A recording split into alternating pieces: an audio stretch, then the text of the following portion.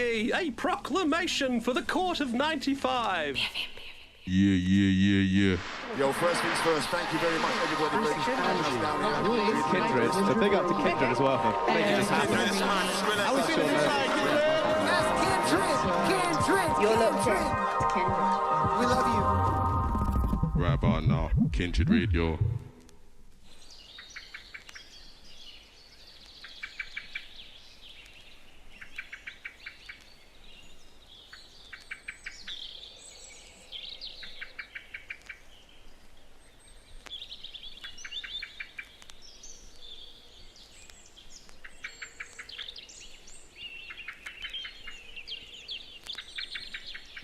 Kiosk Radio.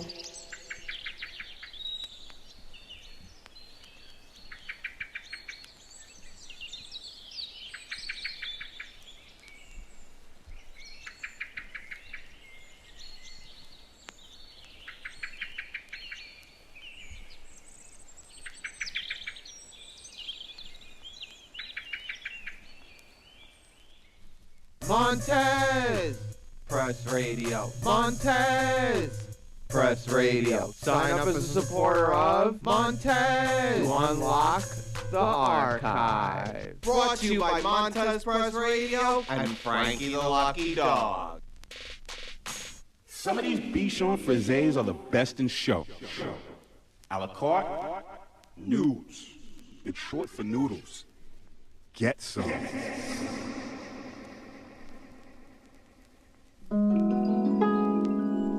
You are now listening to Operator.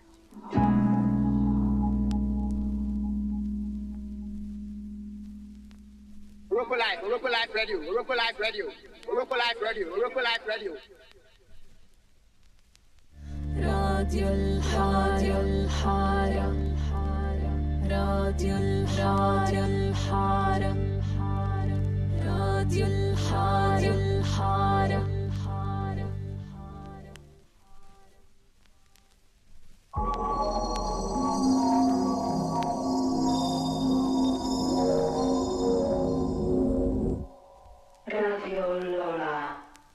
You're listening to Radio Panini, Beats, Bytes, Bonds.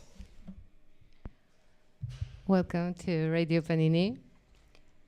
Today's broadcast is part of Audio Archives, a project by Carhartt Weep Radio that brings together 17 independent radio stations across the world. And we are more than happy that Radio Panini is one of them. The whole project was born to celebrate more than 15 years of Carhartt Weep Radio, but in a way that feels alive now and not in a nostalgic way. Over the years, Carhartt Weep Radio has built up a massive archive of mixes, artist features, conversations, and radio content tied to different local scenes and communities.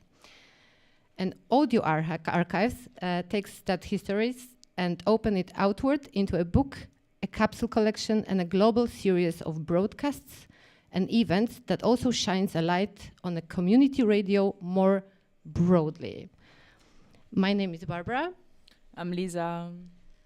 And we're going to read some of our favorite quotes from this huge, beautiful 1,200 pages book right now. So I thought I was going to start with something that is very short and a punctuation. And that's from Rabbi Beani that spoke with Carhartt Weep Radio in the scope of CTM Festival in 2016. And he said, he was asked, what do you accomplish with music? And he said, consciousness.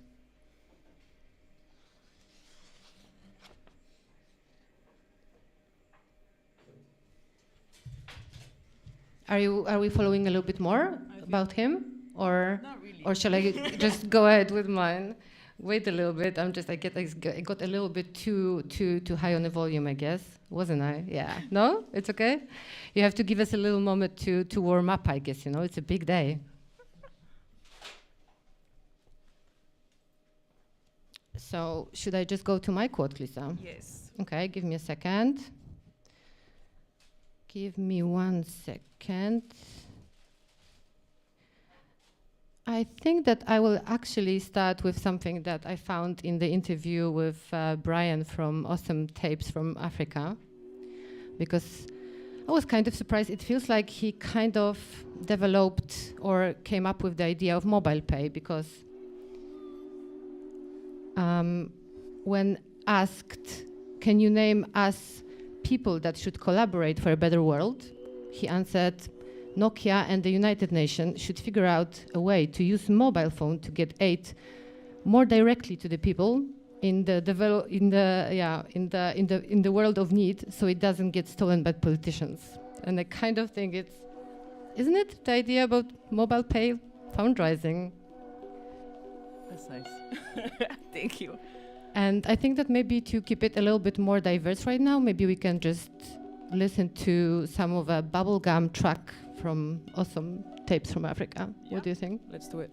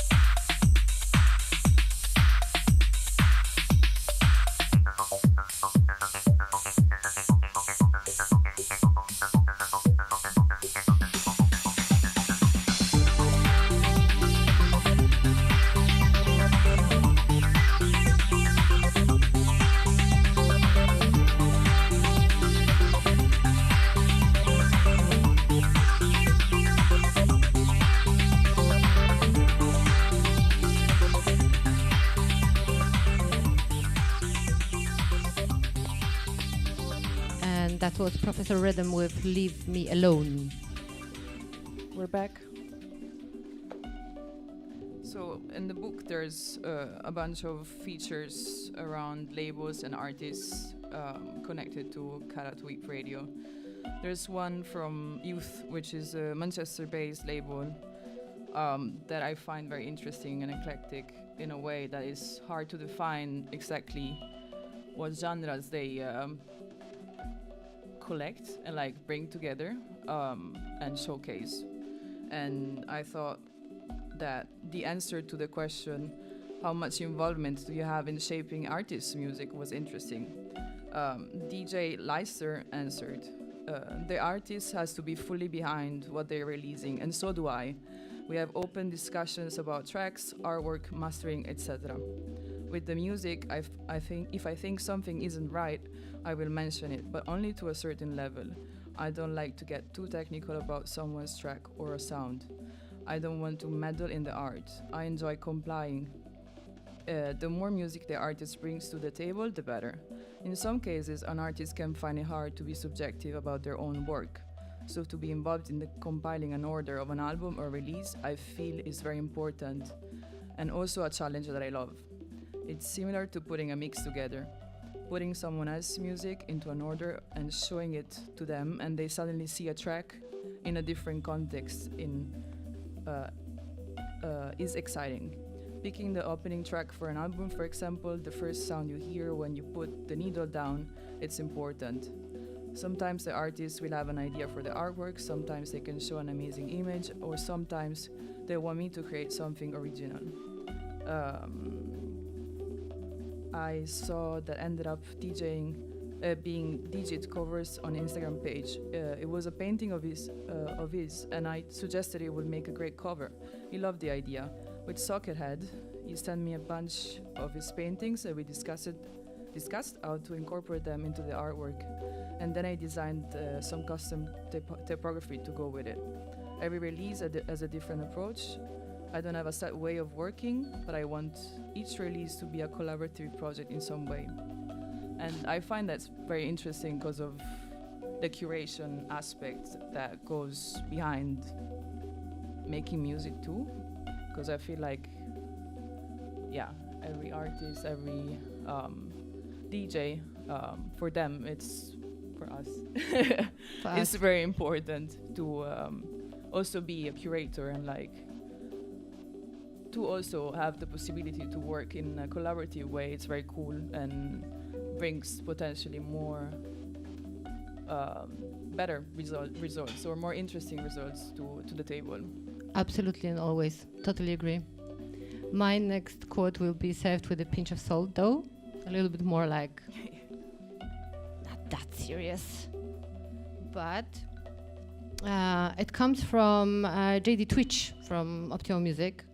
And he answered when asked, what are your first musical memories? His answer was, bad music. My parents weren't particularly into music and would listen to fairly middle of the road music if they listened to music at all. So apart from the odd encounters with music elsewhere, until the age of 10, I thought I didn't particularly like music. Then I was given a radio and everything changed. That's so good. Any musical guilty pleasures? JD Twitch said, I don't believe in guilty pleasures. Why guilty? And the last one, what's your life motto? And the answer is, think for yourself, question authority, don't be a dick. Amen. This guy feels like he didn't grow up with Catholic guilt. Surely not. I think I'm gonna play a track from Gavsborg, which is one of the artists and head labels of Equinox, which I wanna speak about next. Yeah, we have to share a CDJ, so guys, you have to be patient with us. Be patient.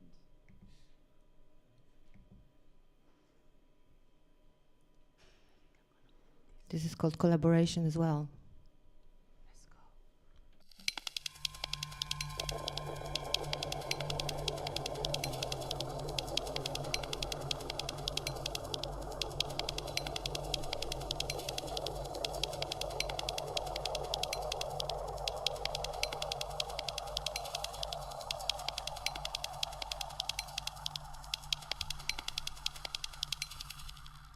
I'm sexy when I'm mad, I'm sexy when I'm moody.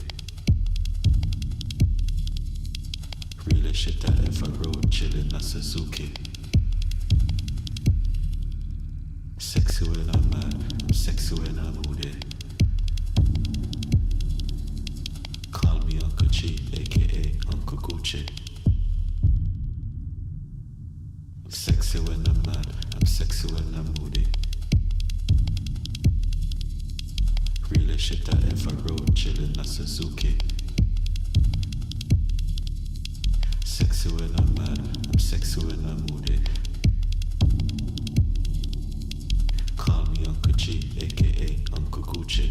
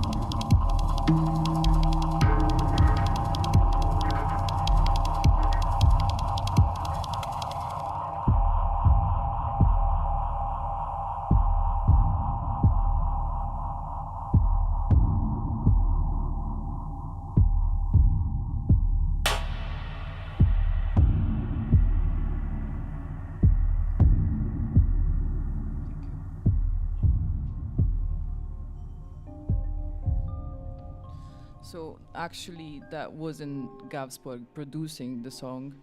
That was Carrier, which is extremely good producer. I suggest you check it out.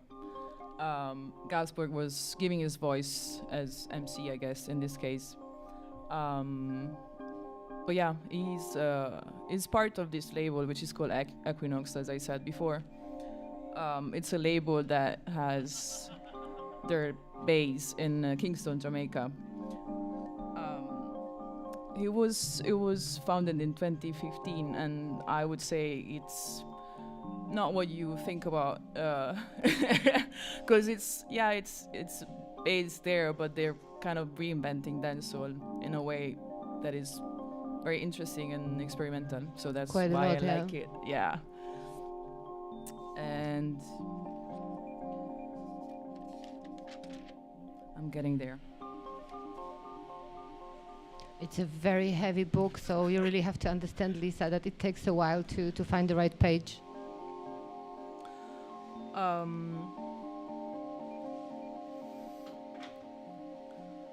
think we can speak about how he sees, let's say, wait, I lost it. How he keeps up with current trends, Gabsborg himself. And it's like keeping up with current music trends for me is taking a stroll on the fringes of West Kingston and experiences what people are playing in the free space without payola. DJs, tastemakers, or intellectual opinion.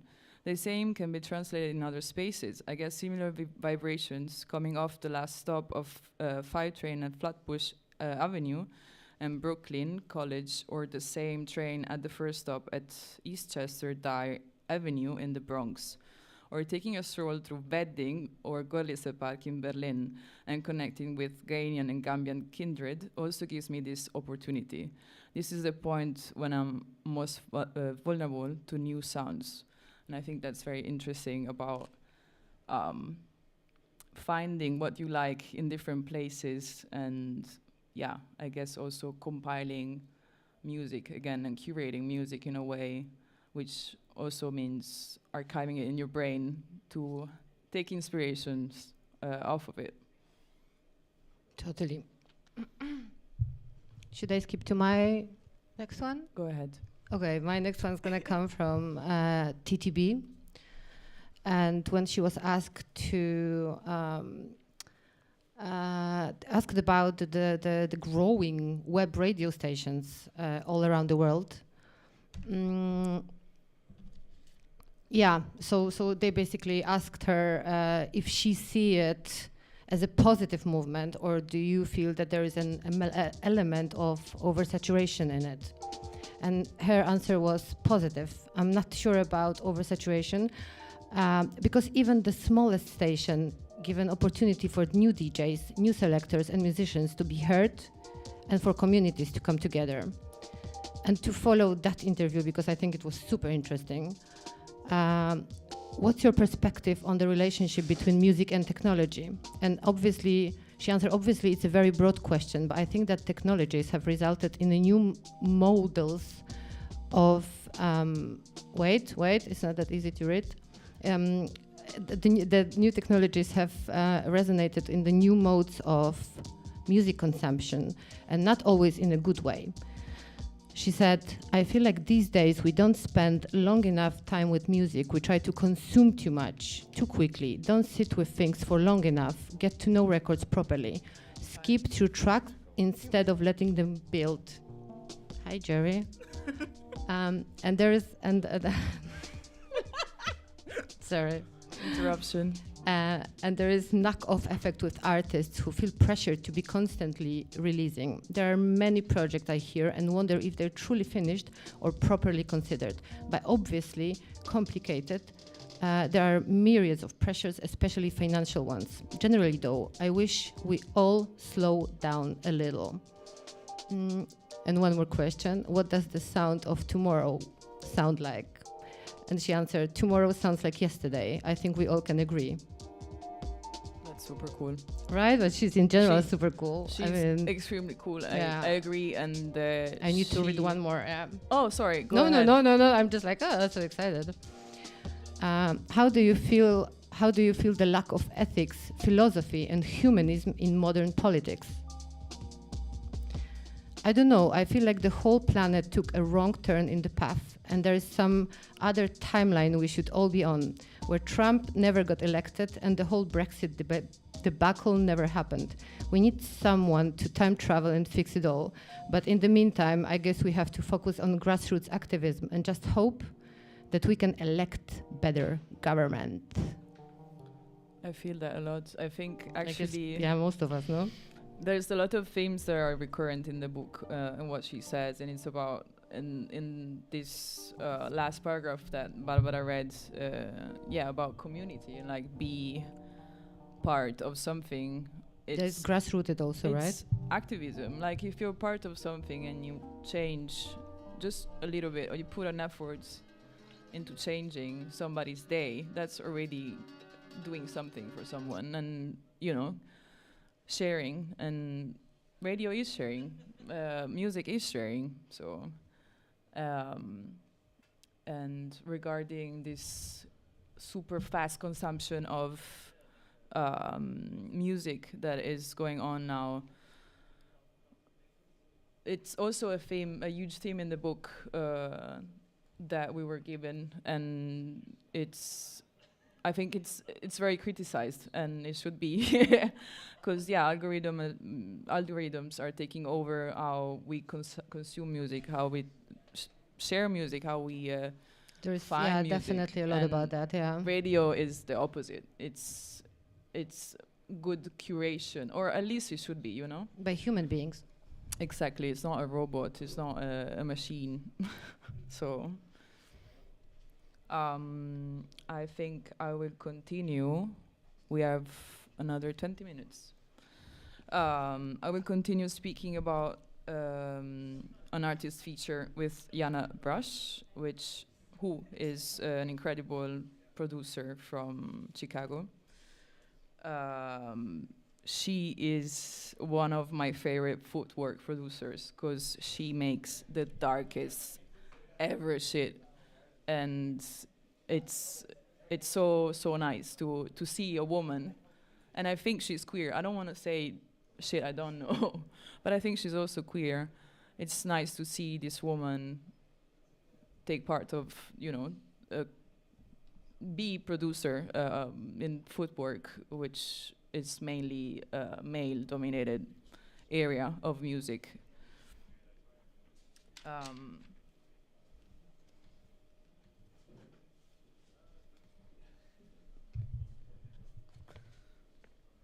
She said, when she was asked, could you describe the relationship between your work and your identity for us? And I guess she was asked about her work, meaning the music making aspect.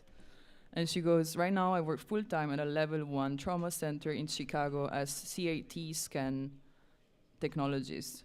Anyone reading this will mostly experience me as an artist, but I am pretty much the same in both areas. Uncompromising, detail-oriented, and quick problem solver, and a bit stoic. People sometimes get this mixed up as me being a bitch. However, once they get to know me, you realize it's just easier to think of me that way than to give me props. I do not believe in compromising safety or quality when it comes to any work I do. And as for music, the reality is I am here to inspire, create, and heal in any capacity. If I am perceived as a bitch, so be it. What would you choose to do with your life if you could not fail? That's deep. That's very deep. Is it my turn? I could play a track from Jana, but I don't know if we have time. We probably do. The only thing is that I already said the track. Okay, then you should go ahead and play DJ Nobu, okay? Go ahead. Yeah, I will, because also, I'll be a little bit biased here because there is an interview with DJ Nobu as well in that wonderful book. And I'm so much into, I guess, diversity, would you call it, in music, and just generally be open to all genres and all kind of stuff that can just open your mind as much as possible. And as we all know, he's a techno DJ, but asked what music were you exposed to when you were younger? He said, my entry to music world was through the local hardcore punk scene, which I discovered when I was in the junior high school. I was completely consumed by it, listening to it all the time and going to shows. There are many incredible and crazy bands in my local scene, so they influenced me a lot, and their influence undoubtedly laid foundation to who I am today. And the next one, can you remember where and when you first started DJing and what kind of music you were playing? And DJ Nobu answered, I was playing hardcore punk and hip hop, all mixed up. I even throw in some anime theme songs. I think it's absolutely wonderful. He was also asked about his party's Future Terror. The question was, you also organized the Future Terror Party. It's a lineup featuring DJs from abroad and Japan, as well as bands and live acts. Where are the best nights so far, and how did you come up with the idea of doing a night that is not exclusively dedicated to one style or sound? And he answered, Future Terror is a party that unmistakably designed for the people to dance, and there is no reason that experience should be restricted to one style of music. So encountering and being introduced to different sounds during the course of the night, I suppose it's like a sonic stimulant. You may not get into it right away, or you may dislike it because it's not what you expected. But it could be a discovery that's going to open your ears to a whole new sound. So the purpose of inviting guests from outside the technosphere is, again, to provide a unique musical experience. And yes, Lisa, I'm going to play a track by DJ Nobu now. Please, because now I have another idea of him after hearing this. That's great. Thank you.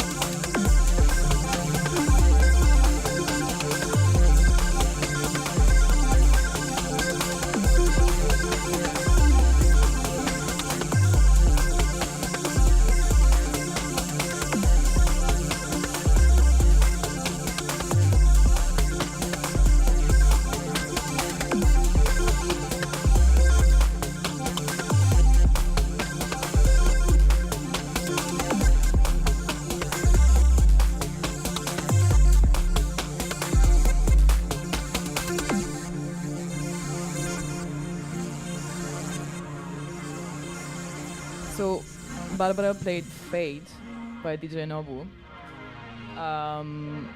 I had no idea it was into hardcore punk, and I kind of had a background in hardcore punk growing up with my friends in my hometown Padova, near Venice, in Italy.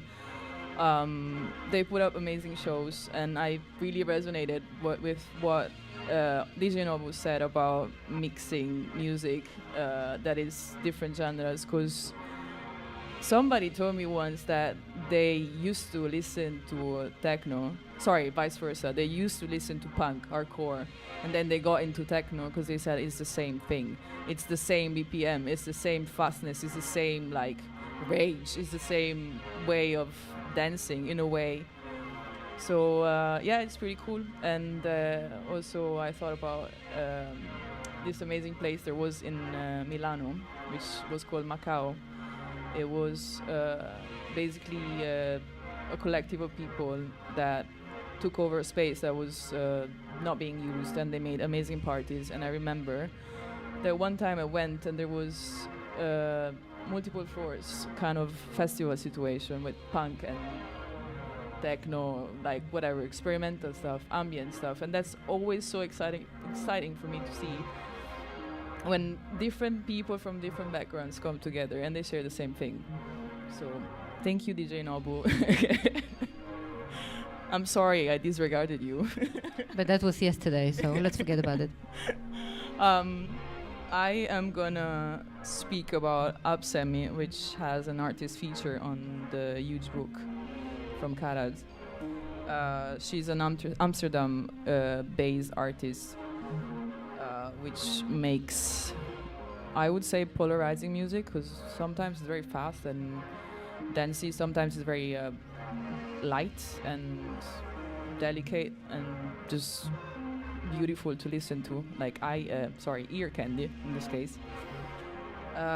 She opens the interview saying, "It's very important that music comes out in such a way that it feels like you're discovering or uncovering something. Like it just happens to take shape in front of you instead of being formed by a certain mold. Curiosity is a word that comes to mind when I think about my music, and that's gorgeous." I think I talked a lot. Do you want to continue, or should I say something else about her? You can totally tell me more. Okay. I'm flipping through the book, which is very heavy. Sorry. She was asked, "Can you talk us through your background? What have been some pivotal moments in your life that have led you to what you do now?" My start with music was violin lessons. I did not last very long, I think 3 or 4 years, but I remember enjoying assignments where I could compose my own melodies. Then I started playing guitar in a band in high school. When I was 16 or so, I joined some friends at a rave in Amsterdam's Western Industrial area. That is how I got more into electronic music.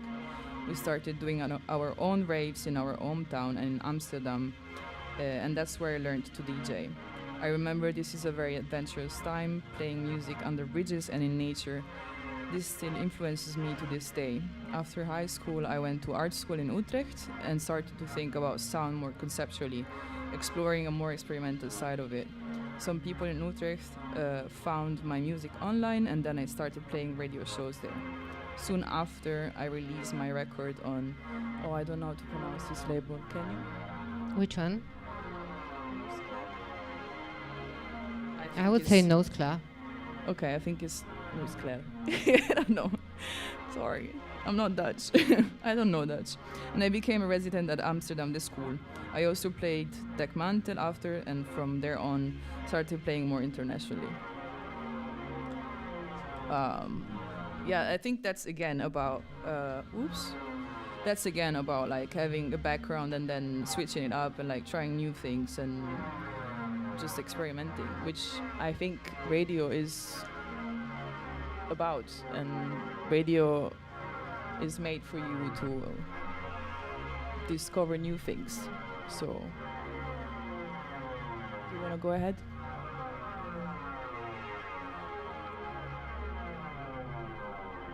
play a track actually.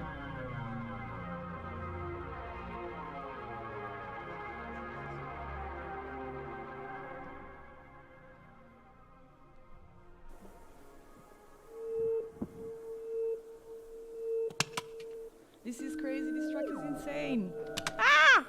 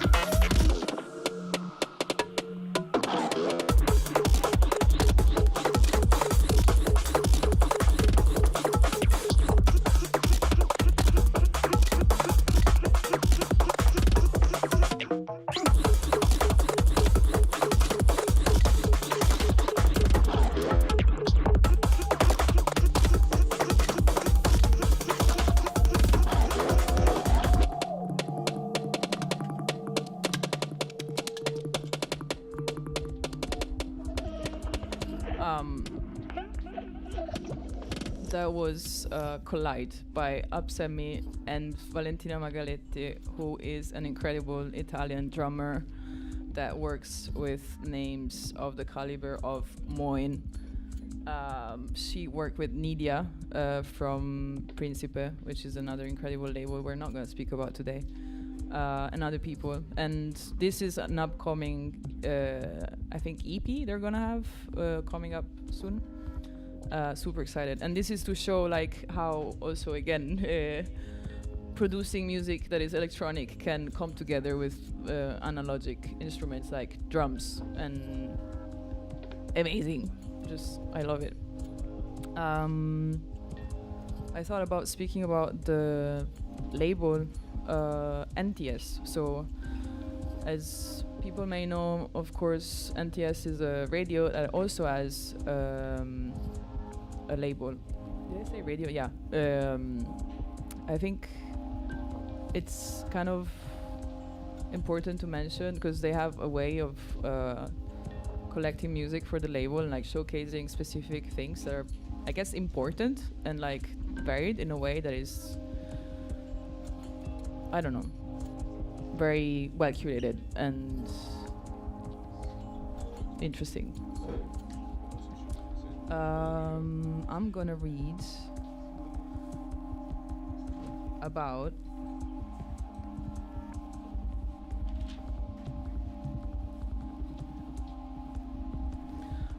What do you find most challenging about the work you do? Our primary focus is on compilation projects, and whether you are talking about contemporary music scenes or archive projects, you just want to avoid being clumsy and grouping artists together without reason. We want to make sure that the purpose of the release is to reflect and support those artists and the scenes that they're from with real value, rather than just some butterfly collector shit. I find that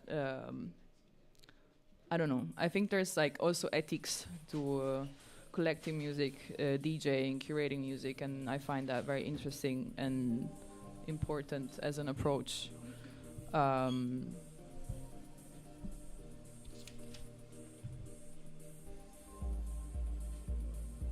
Yeah, I think, Barb, you can go on with yours, and then we can kind of wrap it up. Because in this, again, in this great book, you're going to find plenty of really interesting interviews by community radios runners. So really, really, really good read. And I would actually like to read something from our very own Radio Panini. So there was a question. Is there anything from traditional radio that you think still holds value today, or that you are trying to preserve? Yes, more than I thought. What we love most about traditional radio is the sense of intimacy, the idea that someone's talking directly to you, that a real person with taste and emotions and flows is on the other side picking music in the real time. We try to keep that spirit alive. Our shows are scheduled. They happen live. And when you tune in, you don't hear just music. You hear what's happening in the moment. You hear chatter, laughter, bar orders. You feel the space. It's not curated for perfection, and that's the point. We also love the idea of radio as a shared ritual. You might not know what's going to be on, but you trust that something will surprise you, and that you will be part of something, even if just by listening. What do you think the rise of online? What do you think the rise of online radio platforms says about the evolution of underground music culture in the digital age? It says that community still matters, that people are looking for something real, something human and messy and personal. Online radio platforms, especially the ones with open studios like ours, fill the gap that social media and streaming cannot. They create context, they create scenes, they give people a voice, not just a playlist. That's why we love them. They're also a return of DIY culture. You don't need to ask for permission anymore. Just go live, set up camera, invite your friends. If the vibe is right, people will follow. Do you see online radio as an alternative to algorithm-driven platforms? Definitely. It's not a replacement, but it's a much-needed counterpoint. Algorithms give you more of what you already like. Online radio gives you what someone else likes, and that's where discovery happens. That's where new taste, new connections, and new scenes are born. What's that, Francesco? I'm looking at you. Does it sound familiar, Francesco? Very nice. Woo! Thank you. Yes, thank you, Radio Panini, for letting us be clumsy in a talk show with a huge book in our hands. Oh yeah, because we also there is plenty of great quotes from other radios that we would really like to share with you. So maybe I can start with Oroko Radio, which is based in Accra, Ghana. Incredible radio. They also have a lot of spin-offs in Berlin, if you ever pass by there. Pretty fun parties, I must say. The big quote at the top of the book says, "Online radio is a tool of resistance and a connector. It resists cultural erasure by spotlighting hyperlocal sounds, and it connects artists and listeners across diasporas who share common values." Mine is the next one. And we have Rinse FM from Paris. The original impulse for an online radio was genuine and selfless. But when you observe how privatized and the entire culture industry has become, how can we not talk about underground? Oh, you want to read them all? Totally. Okay, I'm gonna go for the next one. Operator Radio, which is in Rotterdam, the Netherlands. It's a counter movement against big corporation driven by profits, which use algorithms to make people consume more. That's very anti-capitalistic. I like it. What matters most is the in-person energy of each broadcast. The emotional presence of our host playing live is core to us. It was Visla FM Seoul. I'm gonna go back to some that we skipped. Montez Press Radio from New York. Unlike social media and algorithmic streaming, radio is curated and personal. Someone is pressing play on something interesting that they want you to hear, as Francesco said, wisely.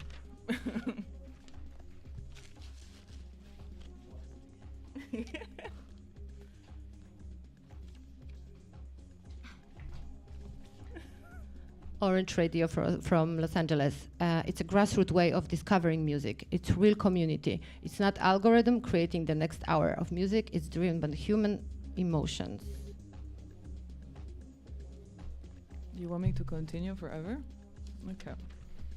I read Oroco. No, but let's take one more. Okay. Getting there. Oh, this is for you, I think. Because it's from Warsaw. My Polish lady. Radio Lola, Warsaw, Poland. Honestly, clubs feel kind of that. Bring back house parties. Basically, Lola is like a big house party. Talking on the couch, drawing, dancing, laughing until you cry. Cute. I think I'm gonna read the last one. Do that. And then we can wrap it up. It's from Nudes Radio, from Bristol. I think that's what people are generally thirsty for. To connect with people, that's what radio can provide. And I think that's an absolute truth. And that's why we're here every weekend. If work allows or everything in your life, you know, we try to be together and share stuff. So thank you for listening, I guess. Yeah, and I would just like to add that we are super happy for this collaboration, and that was our contribution to Audio Archives.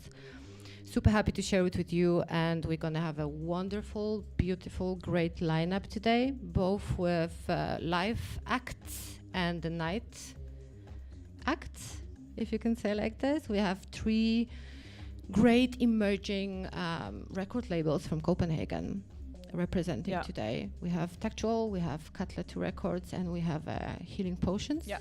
That's gonna come to the stage very soon. They're gonna be representing and be represented by Radio Panini today. And it's really something to look forward to, and Come down and enjoy. Just city. Exactly. Just or come and hang out with us. It's an online radio. You can do both. Thank you. Thank you so much for listening.